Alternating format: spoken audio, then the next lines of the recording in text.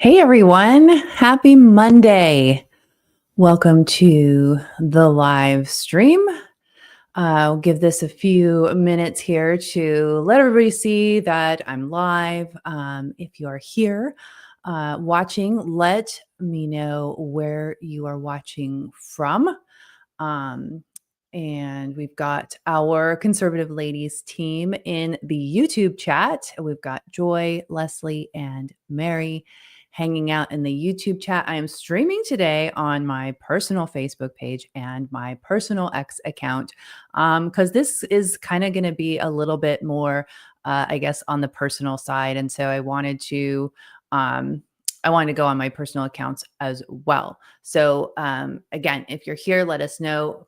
For those of you that are here on the live, let us know where you are watching from. This is going to be interactive, so please feel free to give comments or ask questions, and that way we can kind of chat back and forth. So our gals from on the conservative ladies team that are in the chat, Mary is in Spokane, Leslie's in Republic, and Joy is over in Kitsap County. And of course, I am here in Southwest Florida in Sarasota, where I think my weather is much better than y'all up in Washington. Tonight we are, I guess it's today, it's 5 o'clock for me, but for most of you probably watching, it's still afternoon. So tonight, we're going to be talking about what's going on in the MAGA movement, the hijacking of the MAGA movement. And I'm just going to kind of share some of my personal thoughts. And I'm also going to share a little bit about my personal journey. It's been a really weird few weeks. I guess I would say really things are always weird, right? But things really started, I would say, going off the rails after Charlie Kirk was assassinated on September 12th.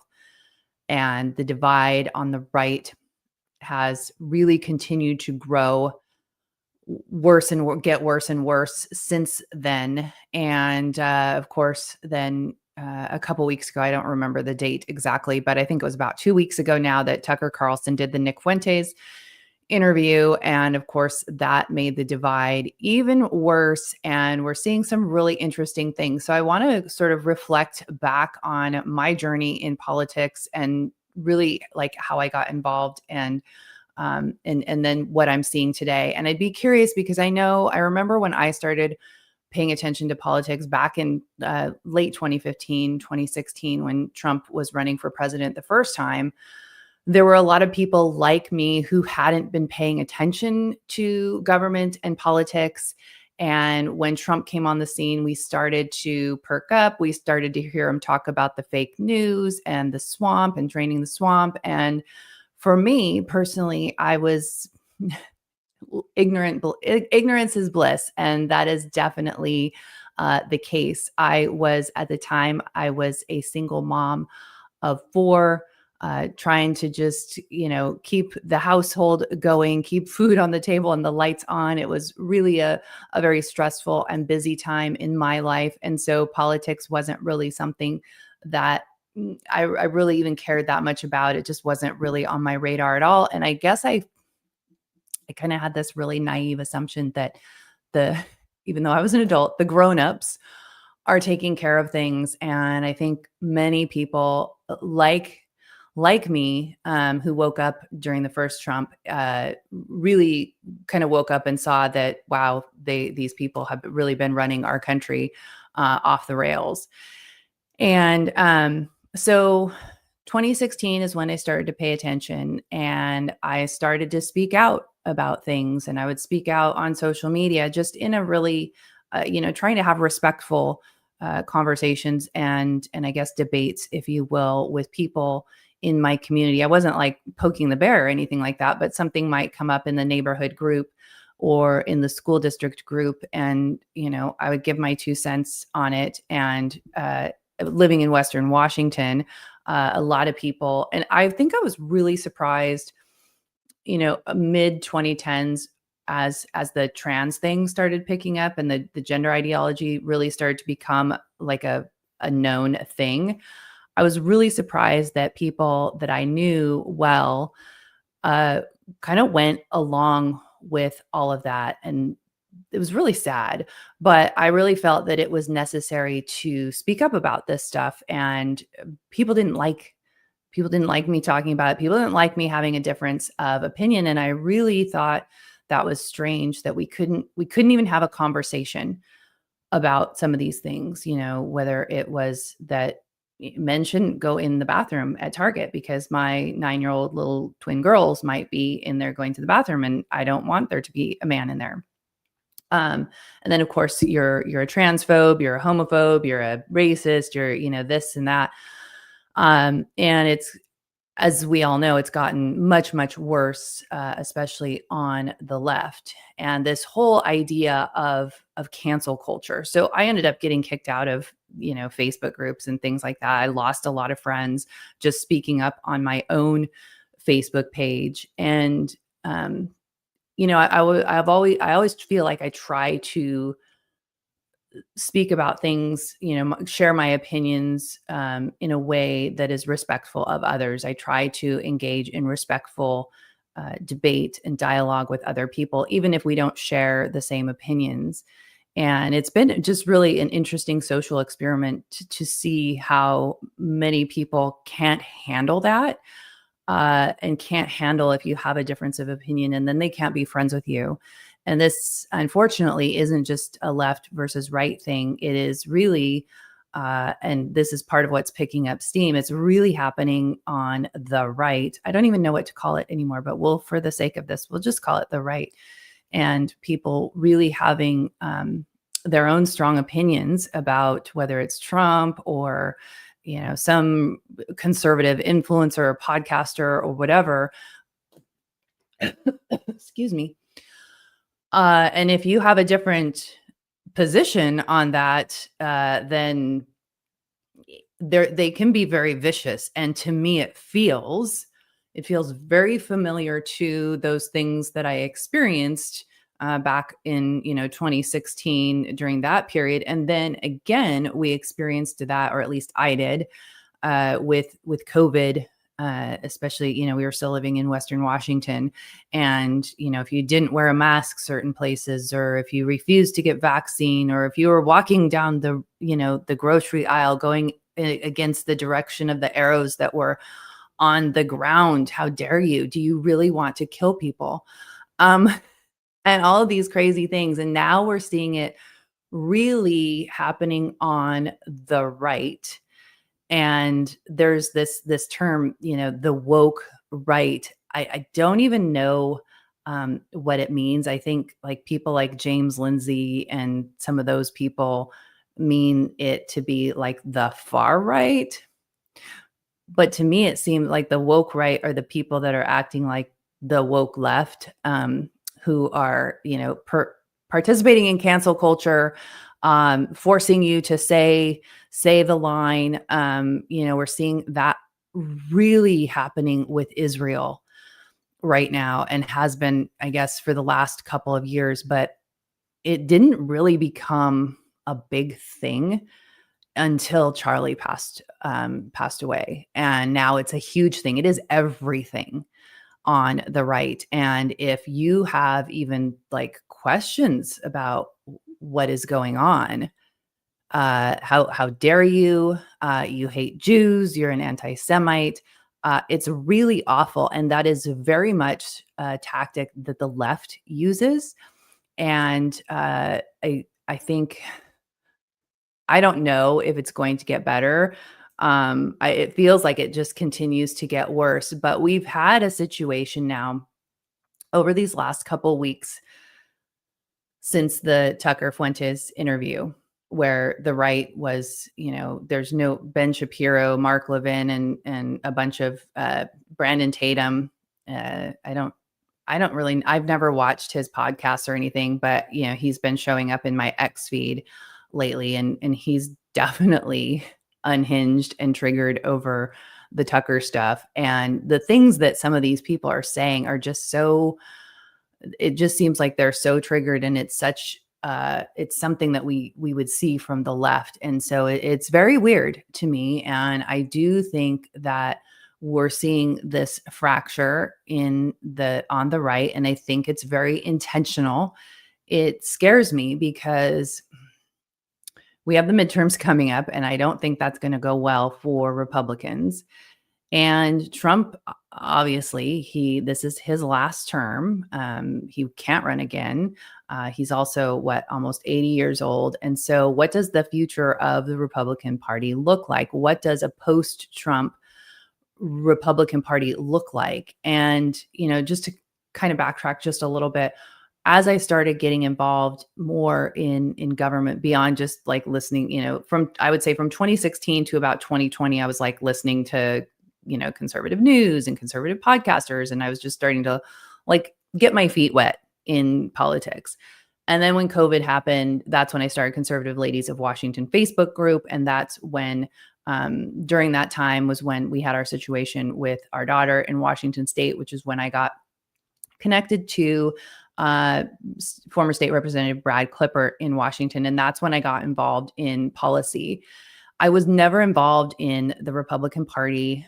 I've never wanted to be involved in the Republican Party. I've always felt kind of, when the 2016 Trump was very anti-GOP, right? He was anti-Republican Party. He was the outsider. He was the non-political class candidate. He would call out the rhinos and the swamp creatures and, obviously the Democrats, but there were a lot of them on the right. And I really that really resonated with me because when I got into, looking at this stuff, it's like, oh, the Republicans are like doing a lot of the same stuff that the Democrats are doing. And so when I got involved in policy in Washington State, I had hoped, I'm thinking, okay, we have a Democrat majority here. It's like a super majority. So of course the Republicans are the good guys and they're just over there fighting against the Democrats. And so, Conservative Ladies will come in and we'll help them. And I quickly learned that in many ways, the Republicans in Washington legislature were working with the Democrats. And that was another eye opener. But what I like about policy is it's not party specific. So I can look at a policy and this is how our team operates. We don't care who sponsors a policy. We read the policy and then we match it up with the United States Constitution or the Washington State Constitution or whatever state, Florida State Constitution, whatever state it is. We look at the policy that's being proposed and we marry it up to the Constitution. Does it match? A lot of times it doesn't match. And that's even when it's a Republican policy. A lot of Republican policies do not align with the Constitution. And therefore, we don't support them.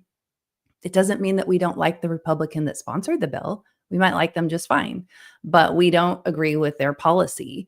And this is a position that has allowed me and our team at Conservative Ladies, this has allowed us to be very consistent. We don't jump on the bandwagon with a candidate. We really try to stay consistent with policy and the United States Constitution. And so I'm bringing all that up because, I sort of feel in a sense like I'm sort of an outsider watching what's going on in the Republican Party because I'm not really part of the party. The things that I have noticed with the Republican Party is that, in their meetings, in their county meetings, there's always been a lot of infighting from what I've seen in the Republican Party. And it's made it very difficult for them to get stuff done. And I'm just like, I just want to get stuff. I just want to get stuff done. So let's go do it. And that's the nice thing about our team is that because, we're pretty laser focused on policy.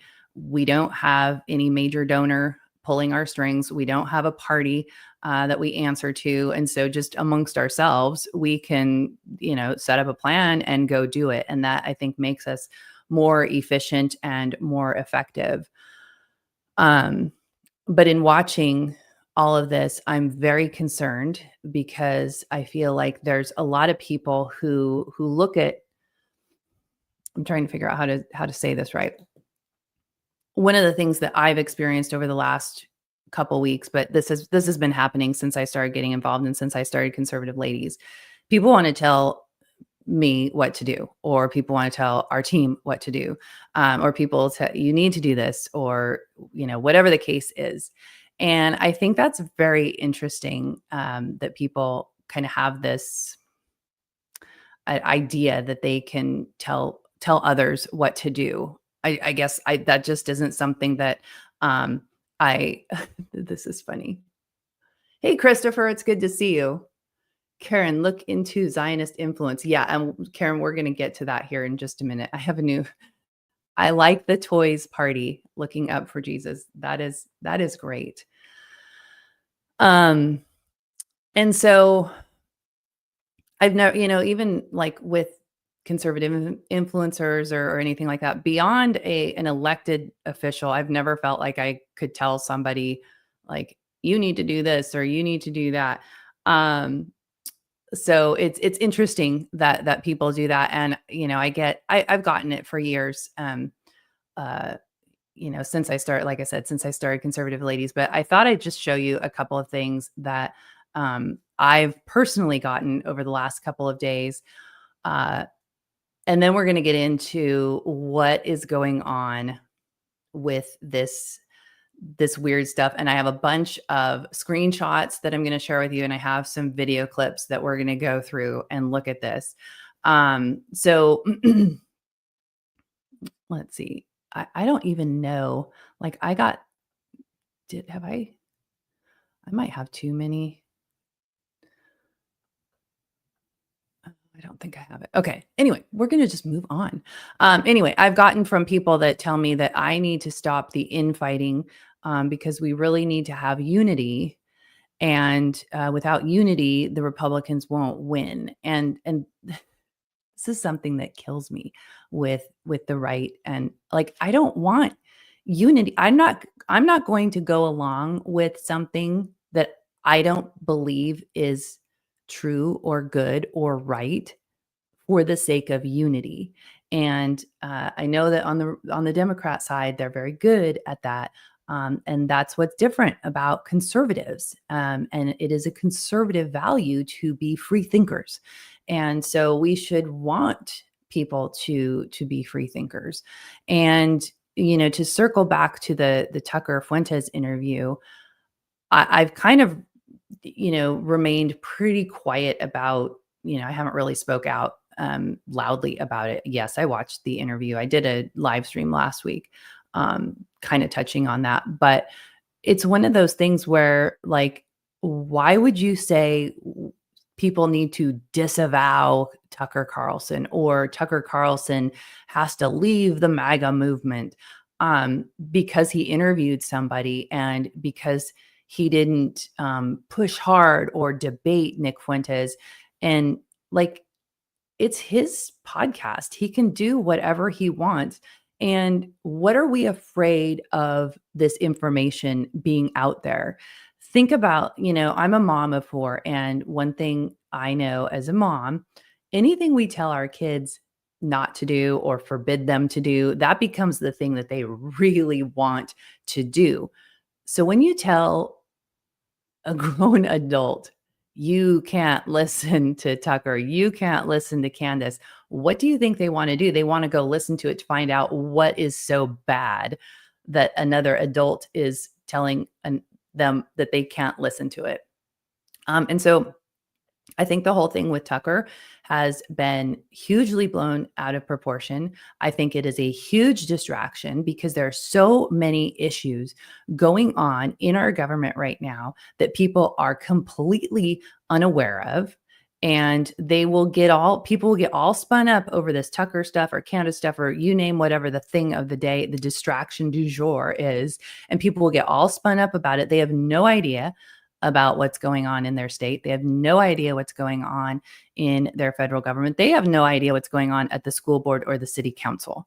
And the Democrats love this. The establishment politicians on the right, they love this as well. Everybody there, it's so good for you to be distracted, because then you're not going to be effectively taking any kind of action that is going to change anything. You're just getting spun up on social media. And that is not good. And I think it's all intentional. And so let's take a look at who are some of the biggest people that are stirring this pot and really causing the divide in MAGA.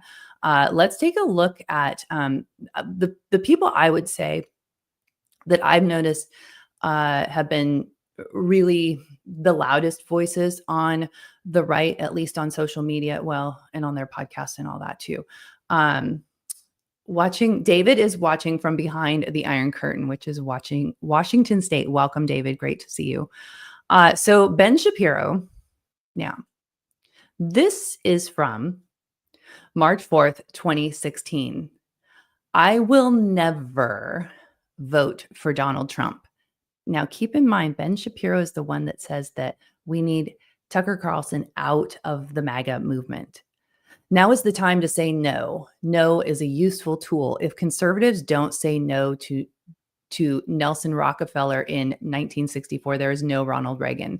If conservatives don't say no to Gerald Ford in 1976 and George H.W. Bush in 1980, there is no Donald Trump. Or sorry, there is no Ronald Reagan.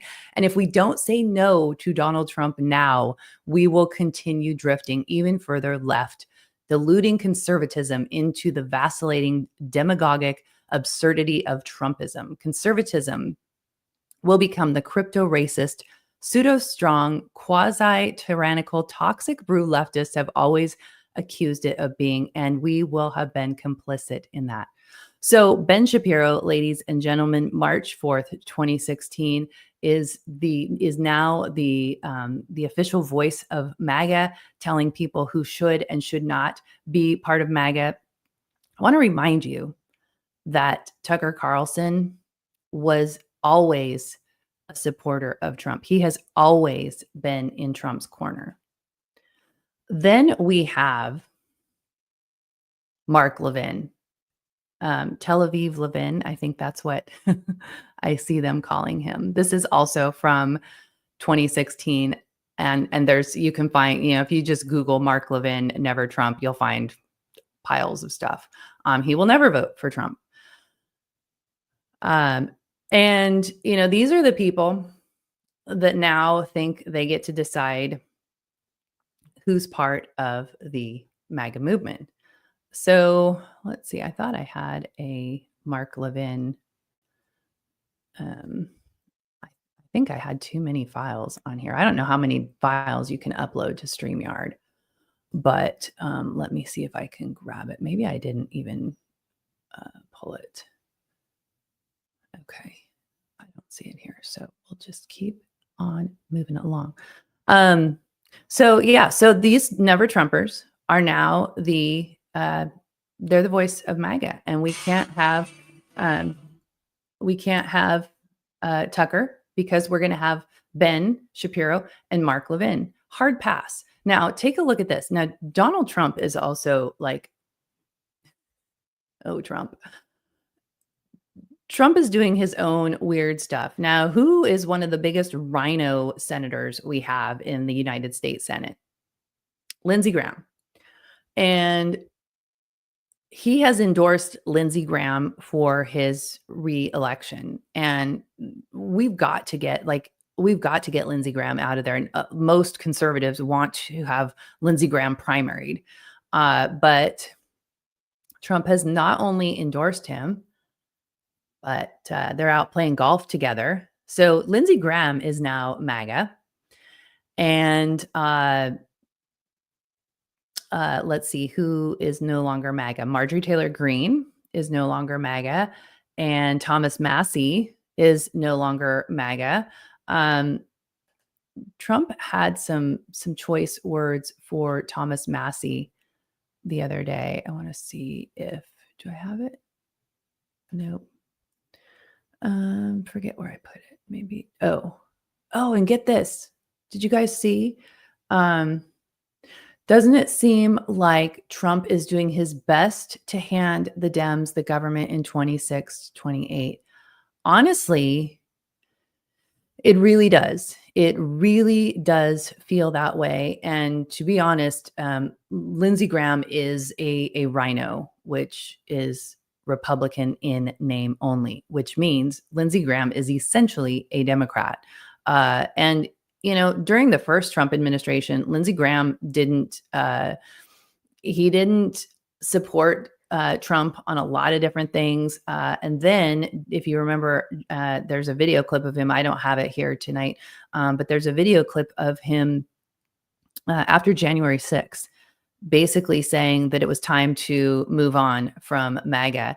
And Marjorie Taylor Greene was one of the fiercest defenders of Donald Trump, and she has stood by his side loyally since day one. And regardless of what you think of Marjorie Taylor Greene, she is not a rhino, and I do believe that she is a very good public servant. And just to kind of take a little Marjorie Taylor Greene tangent here for a second. Somebody was posting this online of a report card, and my congressman, Greg Steube, actually posted it as well. So I'd seen it from him before I saw somebody else post it about Marjorie Taylor Greene. He posted it because it made him look good. It was like he had 100% freedom index or something like that. And somebody posted it for Marjorie Taylor Greene, and she was like, she had a B or something. I forget, but I looked it up. And so this website was scoring these Congress people based off of some immigration bills. And they have only been introduced. And so if they were one of the co-sponsors of the bill, then they got a good rating. And if they were not a sponsor of the bill, that like downranked them. And so this post, this link to this report card of Marjorie Taylor Greene was in regard to legislation that she is not a sponsor of. But it's only been introduced. She hasn't even been able to vote on it. So why are people grading legislators on bills that they did or did not sponsor? What it matters is how did you vote? And there are occasions when it happens more often than you might think, but there are occasions when a sponsor of a bill or a co-sponsor of a bill will vote no on it. It'll go through the legislative process and it'll get amended. And, the final bill that comes around to the vote, they don't agree with it anymore and they won't vote for it. So be sure that what you're looking at when you're looking at some of these things, make sure that you really dig into what you're looking at. And that's the problem, is these people know that you won't dig in to find the details. It's kind of like the whole Walmart Thanksgiving meal is 25% cheaper. I saw a Florida representative post about that today. And well, yeah, it's cheaper. It has like 25% less stuff. And it's all, the stuff is generic now instead of the name brand. So that's going to make it cheaper. Be honest about why it's cheaper. And it's kind of like that. I think it was it 4th of July, 2022, when the Biden administration put out those social media posts about your hot dog is like 13 cents cheaper. It was very ridiculous. It has that same kind of thing. So where was I there? I really wanted to find, I don't know. I really wanted to find this Thomas Massey tweet because I actually reposted it over the weekend. And maybe I don't have it. Let's see if this is it. No, but this is good. This is Laura Loomer. When is the White House going to condemn Tucker? When is enough finally enough? When we lose in 2026? Because Tucker's going to be the reason why we lose, not Ben Shapiro and Mark Levin losing their ever-loving mind over an interview. Why does it feel like everything in the GOP is now contaminated by Islamic jihadist filth? It's just revolting. It makes me want to vomit on a daily basis. She's so wacky. So let's take a look at what Trump had to say last night when he was asked about Tucker Carlson. With Tucker Carlson, but you can't tell him who to interview. I mean, if he wants to interview Nick Fuentes, I don't know much about him, But if he wants to do it, get the word out. Let him, people have to decide. Ultimately, people have to decide. The mayor of New York, I will say, would like to meet with us and we'll work something out. But he would like to come to Washington and meet, and we'll work something out. We want to see. Okay, that's glitchy. And I accidentally uploaded the wrong video, but there was one, it caught the second half of the question.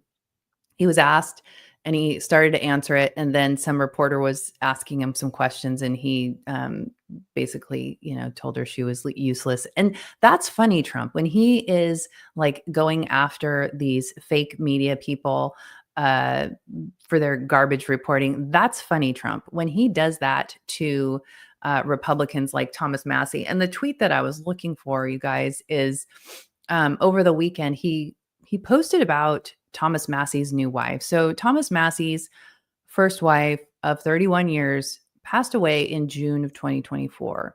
He got remarried mid-October.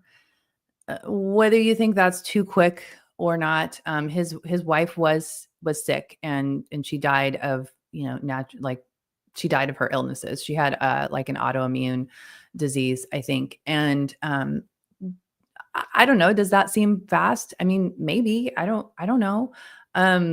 It's not my business, really. I'm someone that lives in Florida. I'm not even a constituent. And even if I was, it still wouldn't be my business. But Trump really attacked him and his marriage and kind of insinuated that he might have had something to do with his wife's death. It was really awful. And I posted about it. Here's this man who's had 3 wives, has 5 children. They have 3 different baby mamas.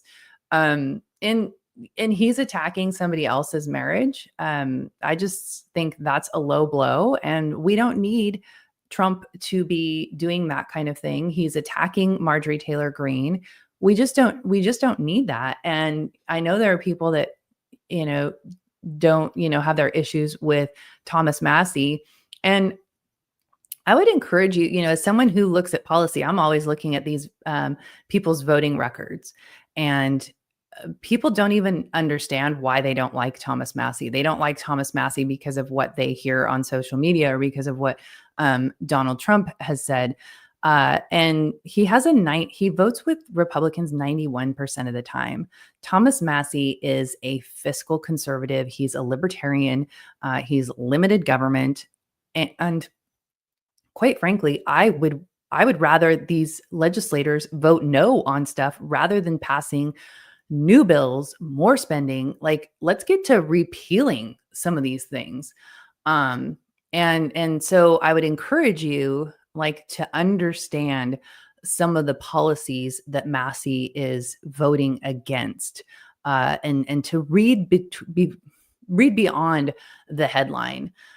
With that, because Massie is really one of the best, and I would say, is very principled, and he's not bought off by the swamp. Most of these people are totally part of the swamp. They might be nice people, but politics is swampy. And just what I've seen in the 4 years that I've been really involved in policy is a politician, an elected official, might really not want to vote for a specific policy, or they might want to vote against it, but there's so much political pressure, whether it's from the caucus or the lobbyists or whatever kind of influence they are under. And there's an immense amount of political pressure on these people to just go with whatever you're being told to do. So Thomas Massie just bucks the system, and a lot of people don't like that. That is not, and I know, because of my position on policy issues, it's made it difficult. If you won't toe the line for whatever the politician is pushing, if you disagree with it, then it kind of makes you an outsider, which is fine, because that's not what I'm here for. I'm not, I'm not trying to be an influencer or anything like that. I'm just trying to do what I feel God has called me to do. He's given me this weird passion for looking at policy. I'm currently, I didn't finish school. I didn't finish my degree back in the 90s after when I first went to college, I got pregnant and dropped out. And so I had 2 years left. So I'm finishing my degree and am a major in government and public policy at Liberty University. And I'm on the dean's list and I have a 4.0. So there's that. But it's just interesting how God works. And so I've, from just being sort of an outsider and really not knowing anything about legislation to now I totally geek out on it. And I feel like I've learned so much. And it's God has a way like that, funny way like that. But I wanted to pull this up from Looking Up for Jesus, look at the Liberty scores of all the ones Trump opposes versus the ones he endorses. So on that note, and we just looked at Lindsey Graham. Lindsey Graham's Liberty score is an F. And Thomas Massey has an A. Marjorie Taylor Greene has an A. So yeah, that's exactly right. And I don't get it. Like, just want to know why. Like, Trump came in, this outsider, this bull in the china shop, and now I feel like, what is this? What is Trump 2.0? And I've had people that have reached out to me that I really don't like that you're criticizing Trump. And I'm consistent. I call balls and strikes. I can, good Trump, bad Trump. And with the video today, or I guess it came out yesterday, where Trump is asked about Tucker Carlson. He says Tucker can interview whoever he wants. Yes, thank you. And I'm sure that Mark Levin and Ben Shapiro and Brandon Tatum and all these conservatives were just like having a time. But I'm glad that he did that. I wish he had done that a while back because hopefully it would have shut some people up. Oh, that's interesting. I didn't know. I better put that up on the screen. I did not know this. I love Massey too. Yeah. And let's see. Thank you. Have kids while you're young. I did. I was 20 when I got pregnant with my first. And by the time I was 31, I had 4 kids. And now I'm 50 and just enjoying life. So yeah, I think that, we're seeing this weird endorsement of rhinos and people that don't have the good Liberty score. And it's weird. And I don't understand. And I wish that it was otherwise. So on that, like, let's go down the Massey hole a little bit more here. I think the reason that Trump has been lashing out at him so much is, well, I didn't look at how he voted on the continuing resolution last week. I know he was a no previously, but I'm not sure how he voted this time. But and I know that they get really mad at him for that because they need to keep raising the debt ceiling, all that, spending us into oblivion. But Thomas Massey is also the one who co-sponsored the legislation with Ro Khanna from California to release the Epstein files. And I think they've got like over 300 Congress people have signed on to this. And I know there's been some, I've heard with like Lauren Boebert, like Trump told her that she couldn't, or I don't know the story there, but I know there's some political theater going on with that. But this post was on Trump's Truth Social. No, that's not the one I want. I want this one first. On November 12th. So what was that, last Wednesday? The Democrats are trying to bring up the Jeffrey Epstein hoax again because they'll do anything at all to deflect on how badly they've done on the shutdown and so many other subjects. Now, remember, guys, he campaigned on releasing the Epstein files. So it was a campaign promise, and now it's a hoax. Only a very bad or stupid Republican would fall into that trap. And then he goes on to talk about the Democrats. There should be no deflections to Epstein or anything else, and any Republicans involved should be focused only on opening up our country and fixing the massive damage caused by the Democrats. So that was Wednesday. And this is Sunday.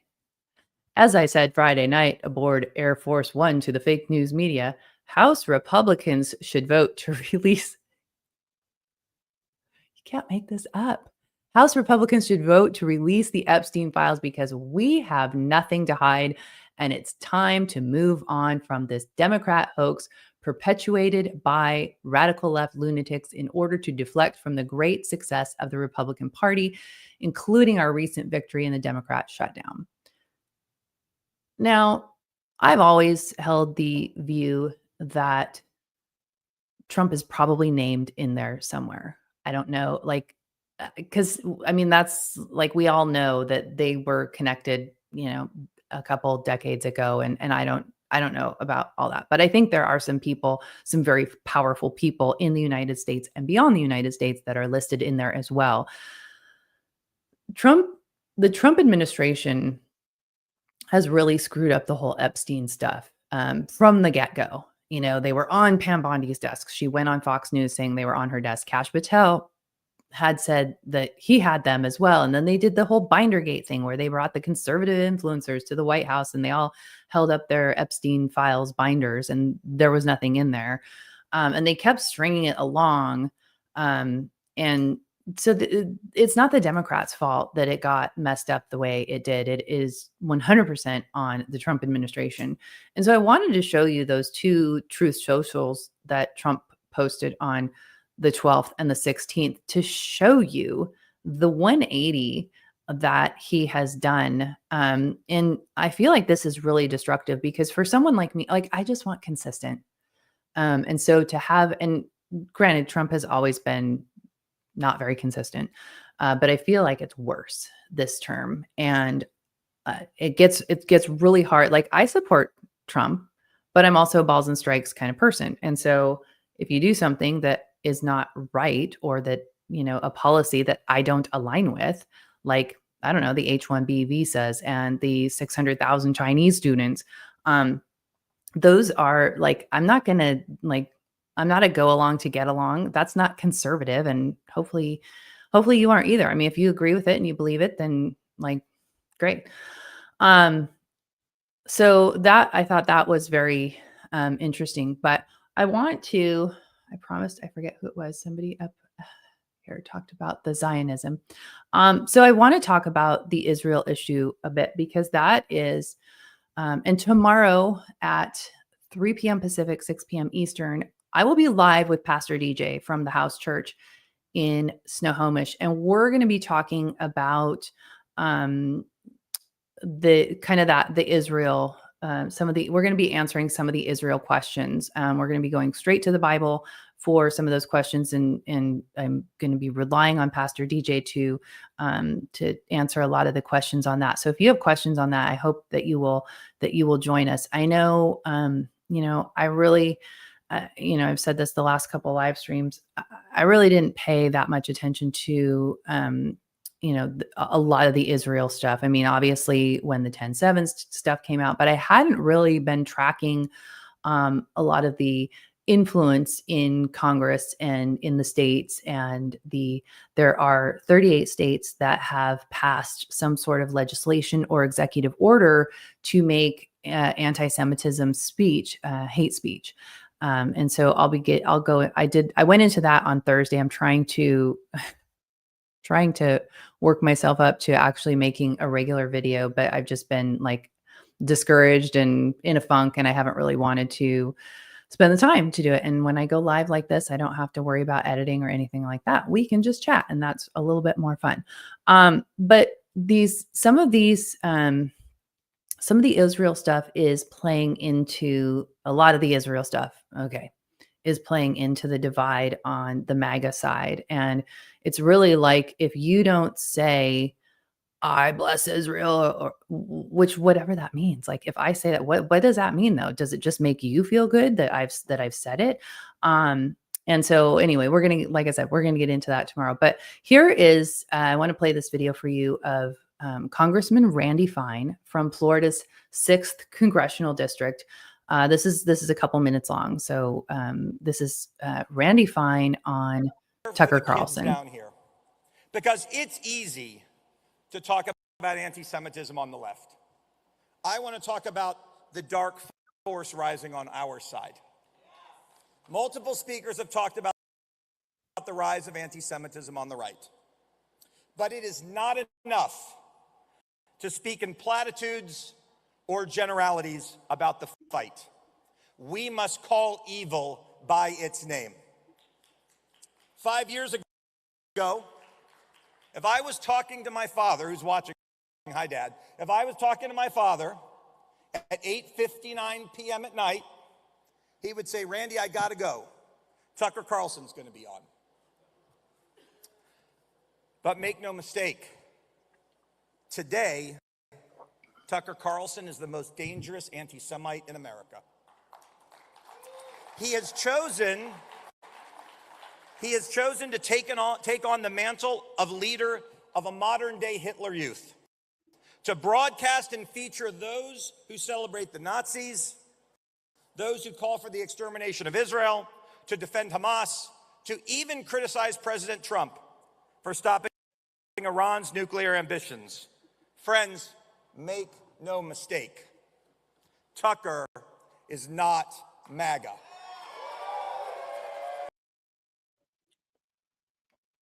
Sorry, is that glitching on your end? It's glitching on my end, so hopefully it's a little bit smoother for you.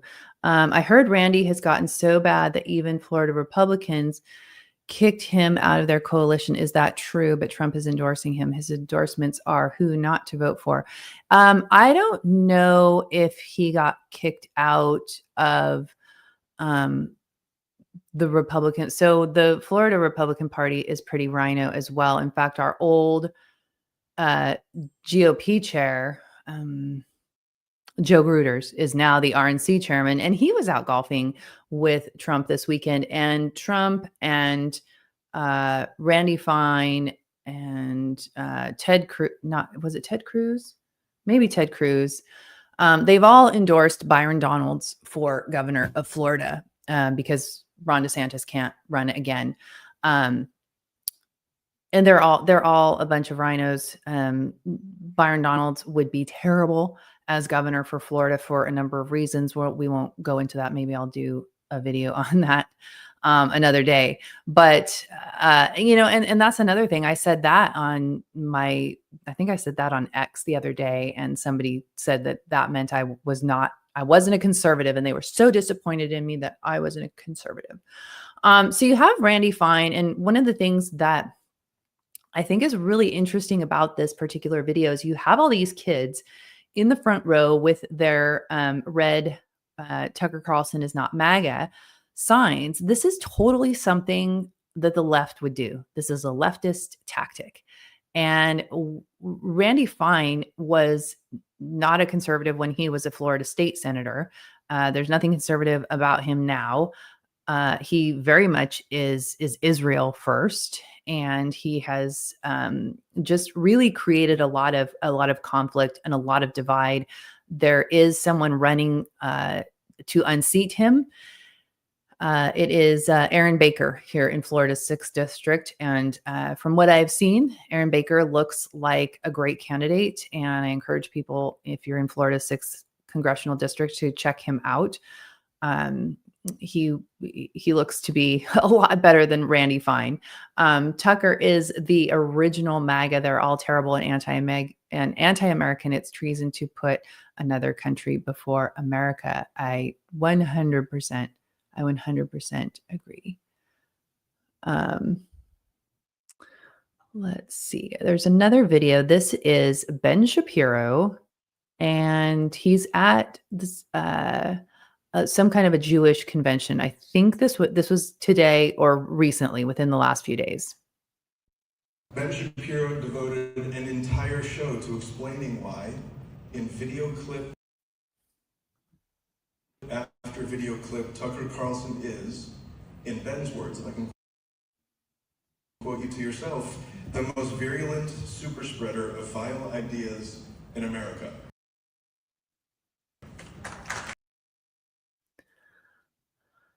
So, yeah, it's just I think my take on this is that Tucker is a huge threat to people like Ben Shapiro and Mark Levin. Tucker Carlson has a huge audience, and he doesn't go along. He's never gone along with whatever the way is that people, the establishment is going to go. And I think that it's been very clear over the years.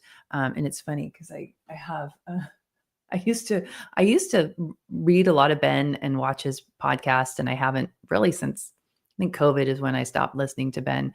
I should really get those off my bookshelf. Anyway, as we all know, and it's not been a secret ever, but Ben is definitely Israel first. And I think he really sees this as a moment to bring the MAGA movement into an Israel first movement. And it's been very interesting to watch. And so I think I just want to encourage you, if you are feeling like there's this division and people are pulling you to do a certain thing or say a certain thing or hold certain viewpoints, that's not conservative.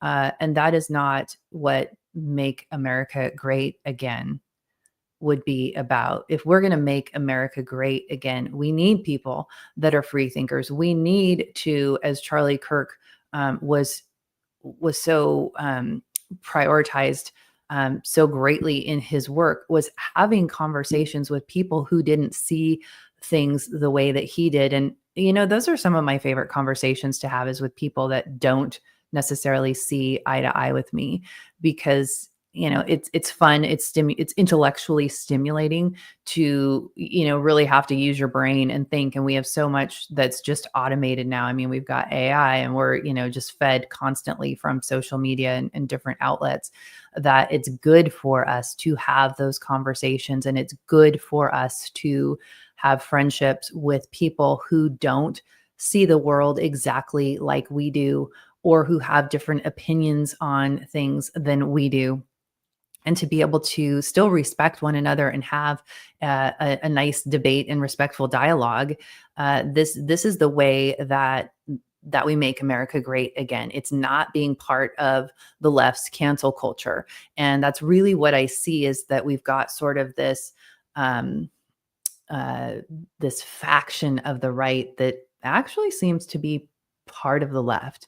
And considering that a lot of these people who are calling for, you to disavow certain people in the conservative or MAGA movement, they were never Trumpers. They have not supported a lot of Trump's policies, and all of a sudden they're Trump's BFFs. And it seems like they're really trying to ride the Trump train for themselves, to elevate themselves to certain positions. And that's really sad.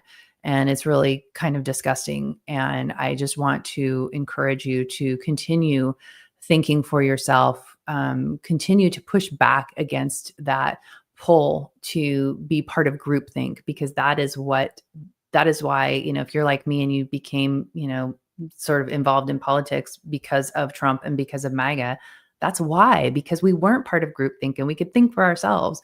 And so hopefully that encourages you. And I think that is how, that's truly how we save America, is by not falling into this groupthink and being part of cancel culture. I know that I was canceled so many times, which is really why Conservative Ladies came to be in the first place. And I have no intention of caving to people who think that they have some right to tell me what to say or what to think or what to do. It's funny to me when these people reach out and, tell me what I can and can't post, or what I should and shouldn't post. And it's like, who are you? Like, some of these people, like, I've never even met before.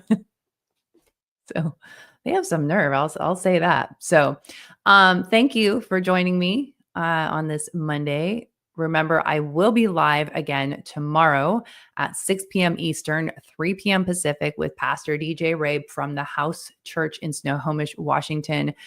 We're going to be talking about Charlie Kirk dying for the same reasons as the Apostle Paul, and the truth behind everything that's going on, the things that we're hearing about. We're going to dig into some of the stuff that we're hearing about Charlie's murder and some of the things that just aren't adding up. And we're going to be looking to the Bible for our answers. So it's going to be a good conversation. I think it'll get a little bit spicy because Pastor DJ, he's all about that truth too. So it's going to be a good conversation. I hope that you will join us. It'll be on YouTube and also on Facebook and X as well. So if you are watching on YouTube, would you please do me a favor and subscribe to the channel? Give this video a like, comment if you haven't already. That really helps our channel. We are just a grassroots organization that is powered by people like you, and we do get a little tiny bit of kickback from YouTube. It's really not much, especially if I'm not putting out video content. That doesn't help. So that would be a way that you could help us. Also, please do subscribe to our Substack. That is the best way to get updates and calls to action. We put out information almost daily, but at least a few times a week. And that's a great way for you. If you become a paid subscriber, that's a great way for you to support our work in educating citizens about policies and giving people calls to actions and way that they can participate in their government. So that is conservativeladiesofamerica.substack.com. Thanks so much for joining me. Please do share this video if you know people that need to hear this. And I look forward to seeing you guys tomorrow night. Have a good night.